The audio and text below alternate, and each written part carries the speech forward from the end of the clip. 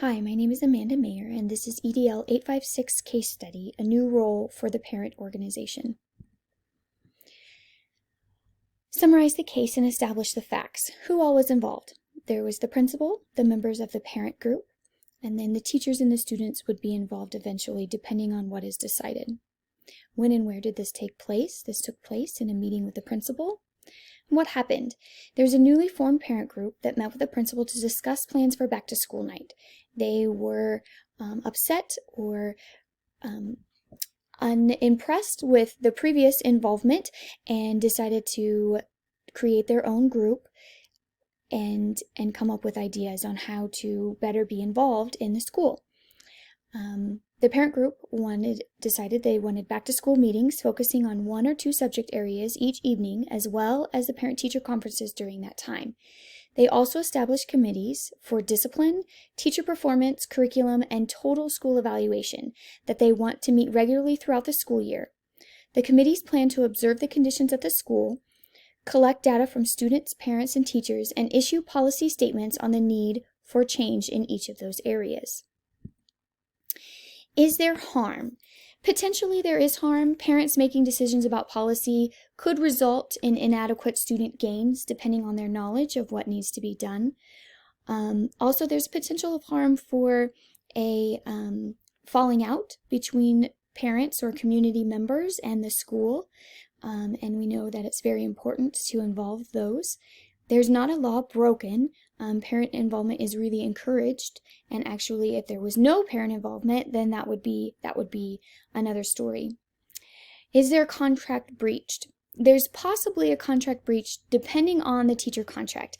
If there is a lot of added duties that are going to be required of the teachers, including these literacy nights or things that are on top of their current contract, if they're being asked to do those, there could be a breach in the contract.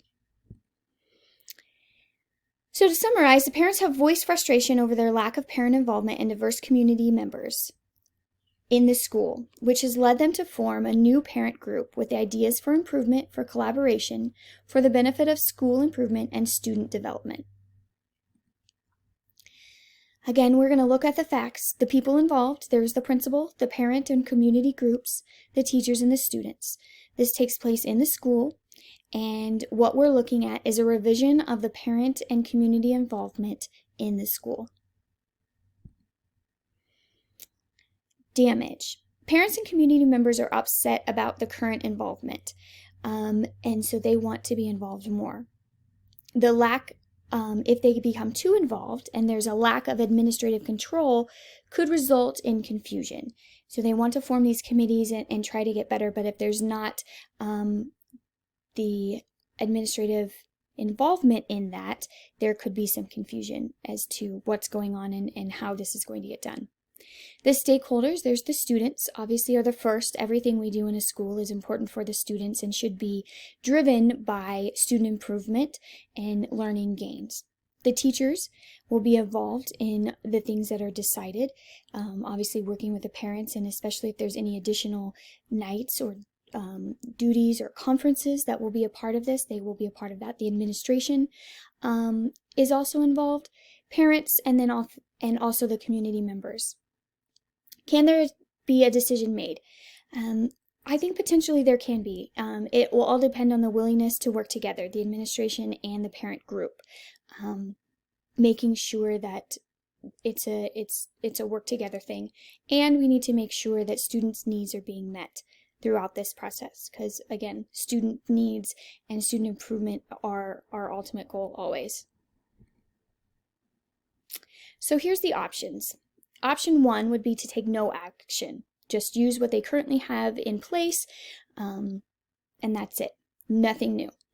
Option 2 would be a directive control, where the administration comes up with the plan and says to the parents, this is what we're doing.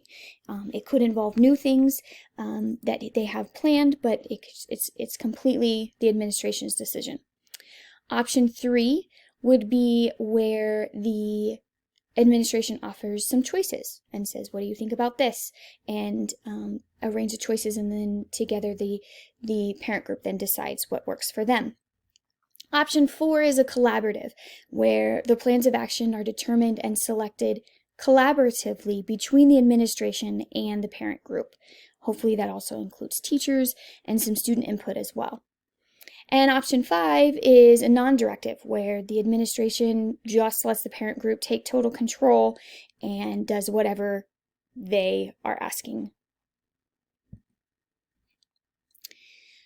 If we look at our options, option 1 with no action, the current plan isn't working for parents. They voiced their dissatisfaction with the current plan.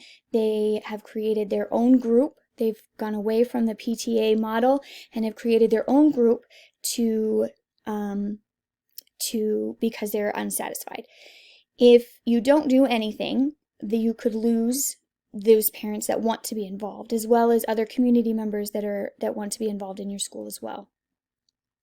Option 2, if the administration gives them the plan, you might not have buy-in from the parents. They might, even if things are a little different than what they have done in the past, they might not think that that's enough, or they just might not be buy-in. It might not be what they're truly wanting. Option 3, if the parent group is presented with a range of choices, this could work, but it could be hard to get everybody on the same page. Maybe they like some of the choices, but you maybe can't get everybody in the group to agree on which choices they should go with. Option 4 is a collaborative plan. If they all work together to create the plan, this takes time, and all must be willing to work together and realize that they're a team, and again, focusing on what's best for the students. Option 5, if the administration takes no control and just lets the parents plan everything, the parents could come up with a plan that either can't be done or the administration is uncomfortable with. Again, maybe it breaches some contracts on the teacher's time. He could have upset teachers because they're asked to do all of this extra stuff. It could be not in the best interest for the students, and that could cause trouble as well. So the best option, in my opinion, would be option 4, the collaborative one. It needs to be a shared plan for all involvement. All that are together are driving that change. If they work together, all can come up with a plan that everyone is happy with. It identifies areas that need more involvement or resources that might be needed, but also maybe there's some opportunities for extra involvement or community involvement that wasn't there before. You benefit from the collective experience of all, not just the teachers and the administration, but also the wonderful parents and community members that have a wealth of information and knowledge and experience that they can bring to the table. And it also allows for continued parent community involvement with opportunities for growth and development. Always we're looking to get better, and things can get better. And this, by working together to create the best plan, there's the best chance that will happen. Steps on how you could do this. Again, I think it involves building that relationship with the parents and the administration, developing that trust, and by working together and again, stating that we're all here for the benefit of the students and what that would look like. I think that it would be important to survey the parents and community members about their thoughts or needs for parent involvement in the school. It might broaden it from just the little group that has created this parent group. There might be other opinions out there that aren't being heard from the group. Then I would create a dedicated time for collaborative analysis of the surveys with the parent group together. Again, ideally with administration and maybe some teacher representation, and figure out what really is needed based on the surveys of all. You could survey the parents, the students, community members, all of those things. After you've analyzed the data, then you would create a systematic plan that uses that data and addresses the ways that you can engage and cultivate relationships between the parents and the diverse community members and the school, and what that looks like. A plan that everyone can get on board with, steps to how to implement that plan, and again, it's collaborative, working all together. And then you're going to need continual administrative support and evaluation of if this is working. Again, I think more surveys, asking the teachers and the students what they liked and what they didn't like and what they think could be improved, all of those things. It's a continual process. I don't think you're ever just done and you can say, okay, we created this plan, we can follow this plan for the next 15 years, because that's where you get into trouble. It's always evolving and changing, and the group together needs to figure out how to make that work. Things to remember, working collaborative and engaging and cultivating those relationships between the school and parents and diverse community members is for the benefit of school improvement and student development. That's always the first thing that you should be working towards. Parental and community involvement is vital for school success. They can offer resources and opportunities for students that the school themselves would otherwise not be able to provide. And building and cultivating those relationships only opens up more doors for our students. Authentic change takes time. There's obviously been some dissatisfaction and some parents that are upset over the involvement opportunities for them for some time. And so creating that change where you're working together between the administration and the parent group takes time. Communication is the key.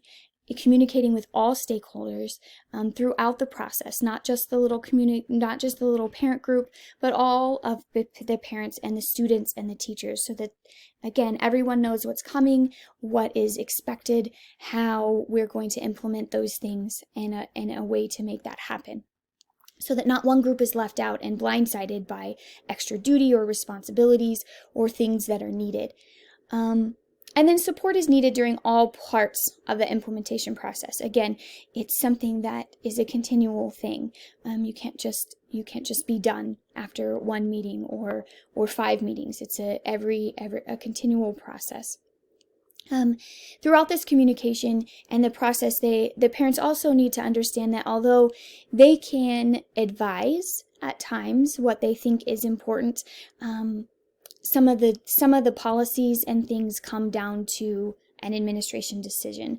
And even though they advise one way, if the administration feels like that's not the best, ultimately it is the administration's responsibility to do what's best for the students. But hopefully through that communication and building those relationships, there will be that trust, and the parents and the community members can trust that the administration will do what is right for the students, not just what is convenient for them. Thank you, and have a great day.